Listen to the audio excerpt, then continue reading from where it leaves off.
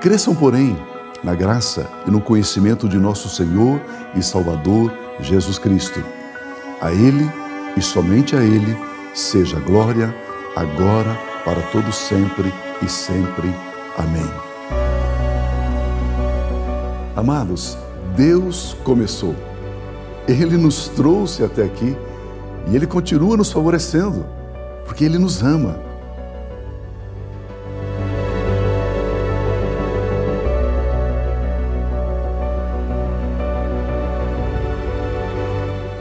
Estamos construindo um prédio de 700 metros quadrados aqui atrás para uma escola, para os nossos filhos. E cremos que Jesus pode voltar hoje ainda. Dá para entender? E quando fazemos, fazemos bem feito. Fazemos com zelo, fazemos com capricho, com dedicação, com esmero. Mas eu gostaria de chamar a atenção de algo que para a gente foi fundamental, né? Chama-se SEDUCA. É o Centro de Educação Cristã, uma escola que a Comunhão Quixaba foi mantenedora dessa escola por 10 anos. Ela lançou os seus primeiros fundamentos. Ela, como seu projeto de avançar, de estruturar, de formação de líderes, ela iniciou esse projeto e não foi só um projeto, ele saiu do papel, ele virou uma realidade, chamado SEDUCA, e ela foi mantenedora dessa escola por 10 anos. Nós temos aí já uma geração, já passou pelo SEDUCA, hoje são profissionais, casados, já estão com filhos, alguns dos filhos já estão estudando lá no SEDUCA também. Então nós louvamos a Deus, pelo pastor Pio, pela pastora Rose, por ter iniciado o SEDUCA, por ter dito sim, ao Espírito Santo, a aceitar esse desafio de montar uma escola.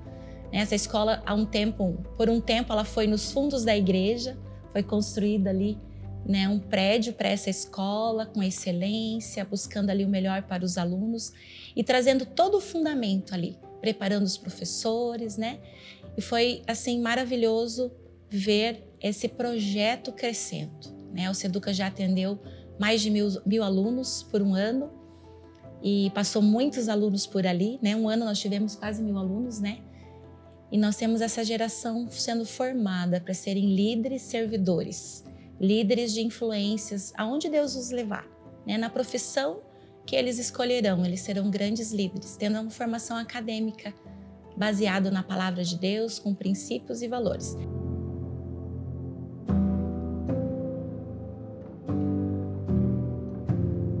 A Fateme tem uma história linda, uma história maravilhosa. Em São Paulo, há 28 anos atrás, nós tínhamos um relacionamento, uma amizade muito grande com um ministério, uma igreja em São Paulo. Então, uma vez por mês ou a cada 5 semanas, eu estava em São Paulo ministrando nessa igreja, em comunhão com esses irmãos.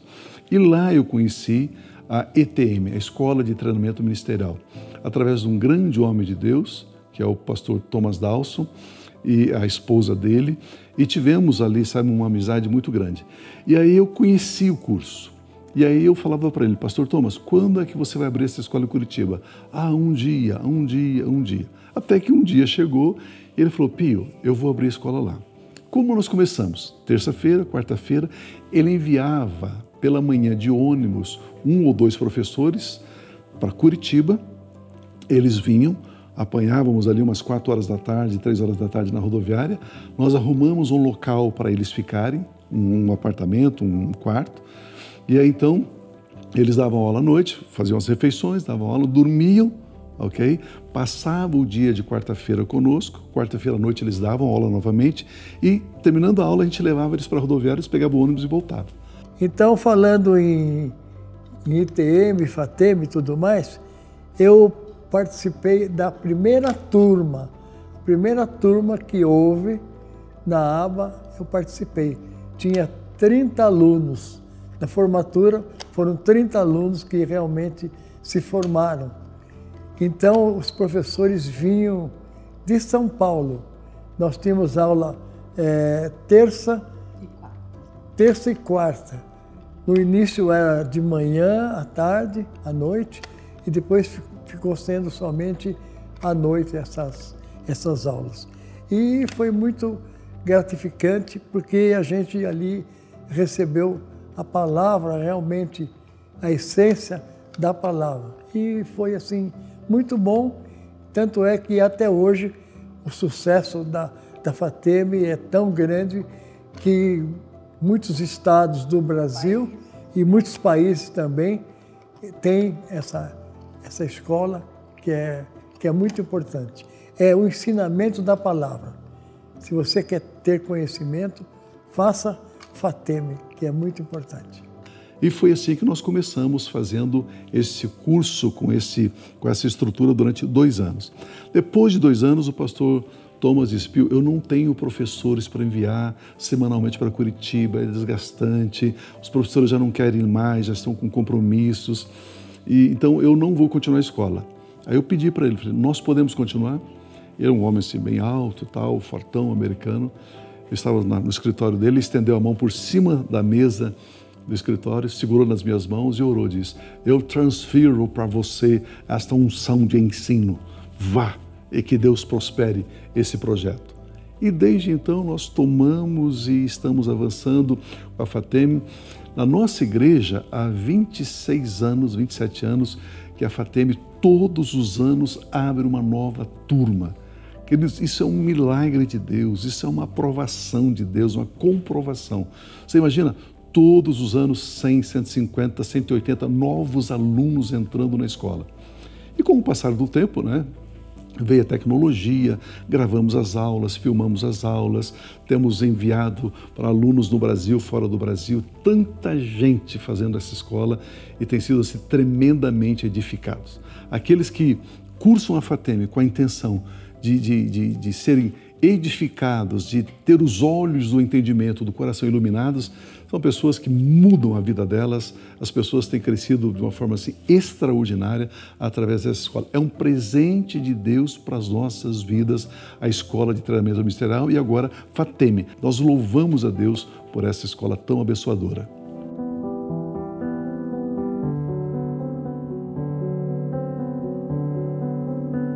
A palavra de Deus diz que o Espírito Santo é responsável pelos 9 dons. A palavra de Deus diz que Deus Pai é responsável pelas manifestações, pelas operações. E a Bíblia diz que os ministérios, quem é o responsável, cabeça dos ministérios, é o Senhor Jesus. O Senhor Jesus, quando esteve aqui na terra, no seu ministério por 3 anos e meio, ele atuava como pastor, como apóstolo, como evangelista, como mestre e como profeta.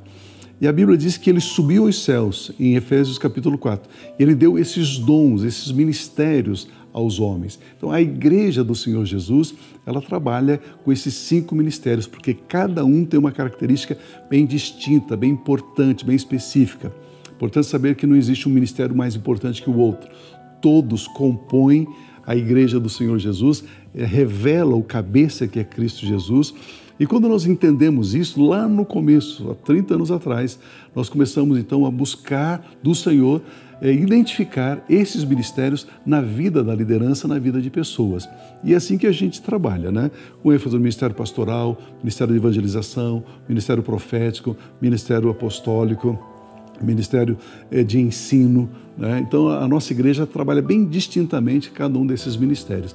Lembrando que os ministérios não são títulos, ok? São funções que nós executamos no corpo de Cristo, como diz a palavra de Deus, tendo em vista o crescimento, a maturidade, para que não sejamos mais como meninos inconstantes, levados ao redor por todo o vento de doutrina.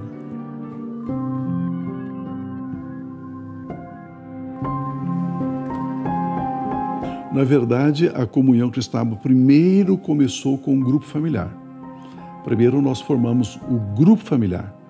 E esse grupo familiar que caminhou comigo 8 meses antes de abrirmos a igreja. Nós não começamos o ministério público, não. Primeiro foi o grupo familiar.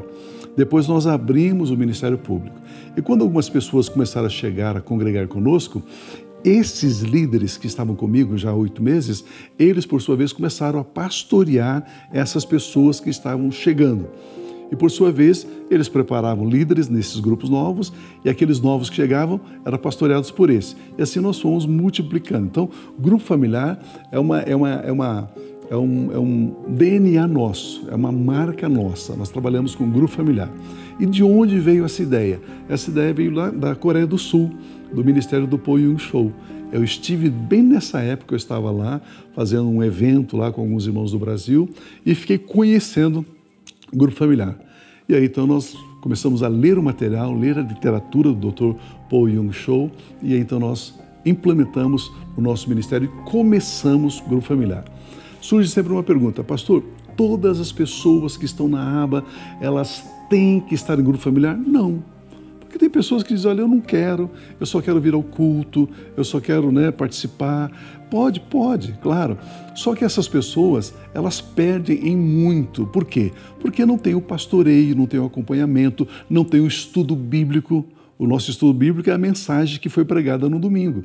Então, cada grupo, durante a semana, estuda a mensagem que foi pregada aqui no domingo.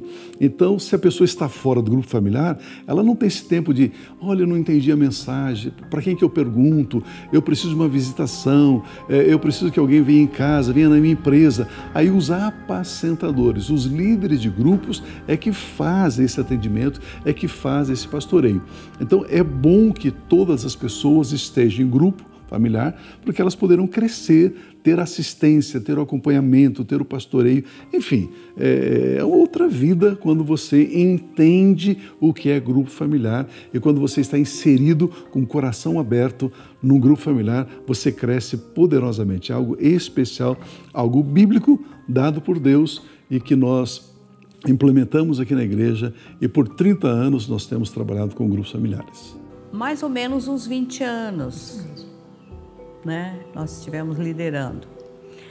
E depois nós deixamos, porque a gente, aquilo que eu estava falando antes contigo, a gente sempre foi assim de, temos um compromisso, nós vamos cumpri-lo. Nós não vamos pegar algo para fazer e ficar deixando e tal. E daí, quando foi ficando mais difícil para o Roberto, a gente resolveu deixar, entregar o grupo, passar. Enquanto eu liderava os grupos familiares, eu fazia questão de seguir a regra dada pela igreja, dada pelo PIL, fazendo da maneira exata. Temos que seguir aquilo que nós recebemos, isso vem de Deus, nós temos que seguir de acordo com as instruções que nós recebemos. E não ficar inventando nada. Não podemos inventar nada. Temos que seguir. Obedecer é melhor do que remediar, melhor do que gordura de carneiro, certo? Assim diz a palavra, né? É muito mais fácil, né? A gente aprendeu a andar em cima daquilo que é dito, né? E é mais tranquilo tanto para a gente quanto para... Não tem peso daí, né? Não tem peso. É gratificante, é alegre, né? A gente poder fazer dessa forma, né? Com 1 ano de casados, né, nós somos convidados a nos tornarmos apacentadores de grupos familiares de jovens. E ali iniciamos, então, a nossa jornada, a nossa participação naquilo que para nós é tão importante aqui na Comunhão Cristã Aba, que é salvar vidas e formar líderes. 12 de junho de 2001. De 2001. Iniciamos o pastoreio de grupos familiares e desde então liderando e coordenando grupos familiares, primeiro de jovens, depois de casais, nós estamos há 26 anos contribuindo com esta visão da Comunhão Cristã Aba, que é salvar vidas e formar líderes. E uma coisa que é muito forte para nós, e sempre comentamos em nossas reuniões de grupos familiares, é que nesta igreja, nesta casa, nós somos ensinados a ser reis e sacerdotes. E não só reis e sacerdotes para o hoje, para o amanhã, mas para a eternidade. Então isso, quando nós entendemos essa posição, essa mentalidade, essa forma diferente de pensar, de agir, de declarar. E uma das coisas que eu mais vejo emocionar o Pio é quando ele vê alguém vivendo excelência, vivendo herança, né? Quando alguém consegue, entende, recebe a palavra, eu vejo que isso é algo que mexe com ele, satisfaz ele e acho que é um dos chamados nossos como igreja.